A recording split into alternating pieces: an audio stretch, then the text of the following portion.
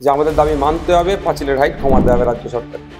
তাছাড়া এগুলো কষ্ট পাচ্ছে, কারণ দুর্নীতির টাকায় তো খেয়ে শরীর স্বাস্থ্য ভালো বানিয়ে ফেলেছে, তো কে পালাতে পারছে না, বারবার অকৃতকার্য হয়ে যাচ্ছে। আমরা চাই এই দুর্নীতির সাথে রাঘব বোয়ালগুলোকে খুঁজে বার করুক। এই শিক্ষায় শিক্ষিত হওয়ার যে প্রতি অনীহা, কারণ চাকরি নেই, চাকরি হলে আবার দুর্নীতি হবে, এটা বন্ধ হওয়া দরকার।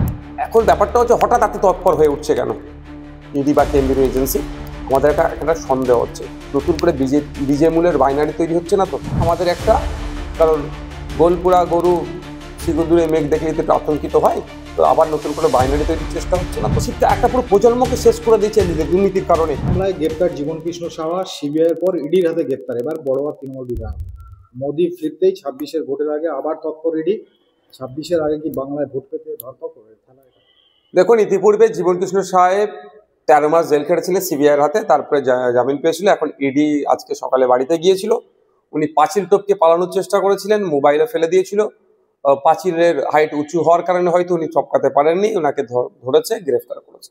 তো আমি দাবি তুলেছি একটা, যে আমাদের দাবি মানতে হবে, পাঁচিলের হাইট কমাতে হবে রাজ্য সরকারকে।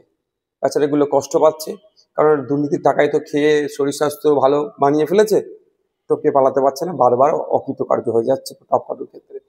তো এখন ব্যাপারটা হচ্ছে হঠাৎ এত তৎপর হয়ে উঠছে কেন ইডি বা কেন্দ্রীয় এজেন্সি? আমাদের একটা সন্দেহ হচ্ছে, নতুন করে বিজে মূলের বাইনারি তৈরি হচ্ছে না তো?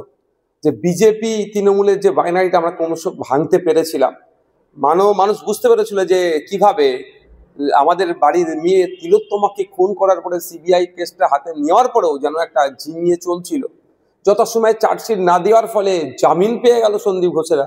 এই সমস্ত বিষয়গুলো আমাদেরকে ভাবছিল। তো নতুন করে জীবনকৃষ্ণ সাহেবকে ধরাতে একদিকে যেমন পজিটিভ দিক, যারা দুর্নীতি করেছে দ্রুত ধরুক, সাথে সাথে আমাদের একটা, কারণ গোলপুরা গরু শিগুদুরে মেঘ দেখলে তো আতঙ্কিত হয়, তো আবার নতুন করে বাইনারি তৈরির চেষ্টা হচ্ছে না তো?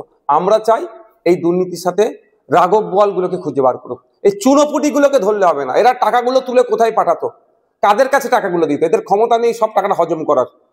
যদি ক্ষমতা থাকতো সব টাকাটা হজম করার, তাহলে ওকে ওকে অ্যারেস্ট হতে হতো না।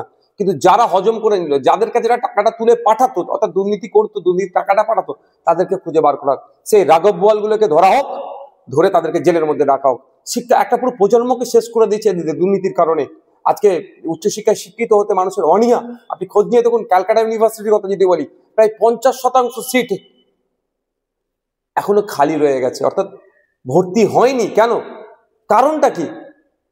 উচ্চশিক্ষায় শিক্ষিত হওয়ার যে প্রতি অনীহা, কারণ চাকরি নেই, চাকরি হলে আবার দুর্নীতি হবে, এটা বন্ধ হওয়া দরকার। আরো ভালো ভালো খবর দেখতে সাবস্ক্রাইব করুন বাংলা হান্টের ইউটিউব চ্যানেল। বাংলা হান্টের আরো খবর দেখতে নজর রাখুন। বাংলা খবর মানেই বাংলা হান্ট।